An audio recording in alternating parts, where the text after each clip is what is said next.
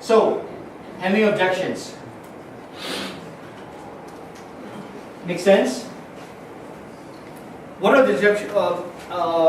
We asked this question near the beginning, right? What are the objections that you get? Not interested, no time, check with somebody,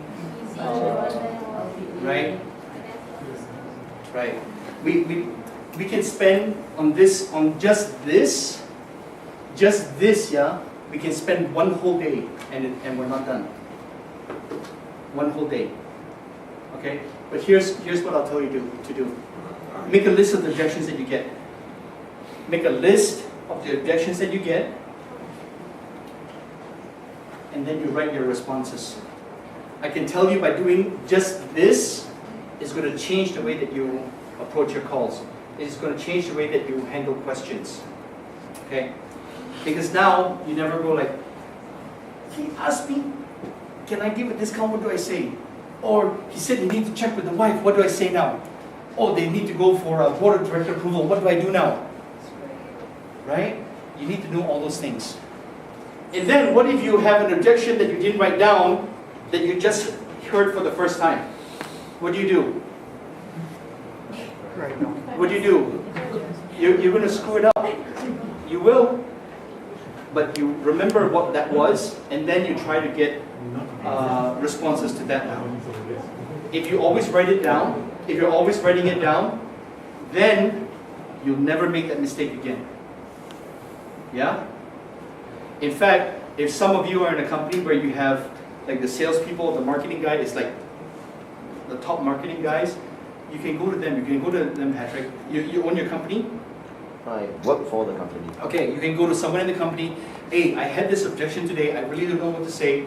Can you all tell me how you respond to this objection? You can ask around. Okay? What are some of the objections that you always get when you're making a presentation or talking on the phone? What are some of the ones that you are always going to get? I'll think about it. I'll get back to you. Okay, some more? When I was in the US, yeah, when I was in my mid-20s, yeah, I used to work for Toyota. Over there, selling cars, buying cars is very different from here. We used to,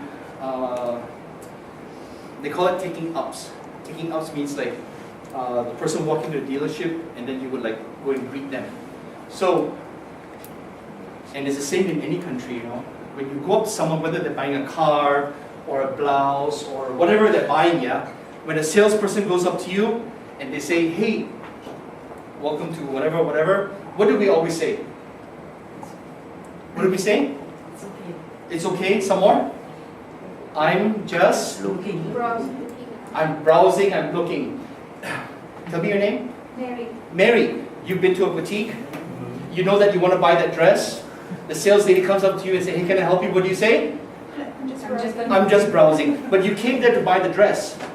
You know why? Because we have, our defenses come up, right? So that messes with the psychology of a salesperson. Because do we like to hear, I'm just looking? So what I did was, when I went up to the customer, right, I said, hey, welcome to, you know, XYZ, da da da da da. And then they said, I'm just looking. Outside is like, but inside is like, right? That's what we do. So what I did was, I started thinking, you know, I started thinking that I don't want to hear this. How do I prevent them from saying, I'm just looking? And I figured it out. This is what I said to them, okay? Hey Jeff, I'm Chris, welcome to XYZ. Isn't it a nice day? Of course it has to be a nice day. If it's a rainy day, then you say rainy day. Isn't this a nice day to be looking at cars? Yes. See, he cannot say, I'm just looking anymore.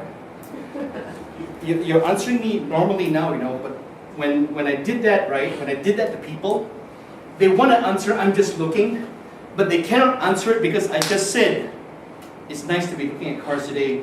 It's like their mind went like that. And then it changed. It was more for me than it was for them. Okay? So you bring up the objection first. If you're always getting, what did you say earlier? Somebody said something earlier. Yeah, you said something earlier, right? The objections that you always get. I'll come back to you later. No, I'll come back to you later is not an objection. It's a blow off. It's an excuse, right? I'm not interested. Which part were you not interested in? The saving money, getting more education, or to give your child a better start in the educational plan in their life? So which part were you not interested in? Depends on what the product is selling. Right, of course, but I'm giving you a few examples. You see, here's the thing. When you get not interested, too much money, I'm busy right now, do you know what these are? These are blow-offs.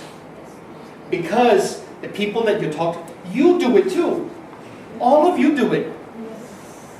Because you know that if Jimmy, right? Jim or Jimmy? If Jimmy wants to sell me something, I know to get rid of Jimmy, I just have to say, not interested. And then Jimmy will go away. Same like all the people that we talk to. When we hear, I'm not interested, they think that we're going to go away. But do we go away? No, we don't.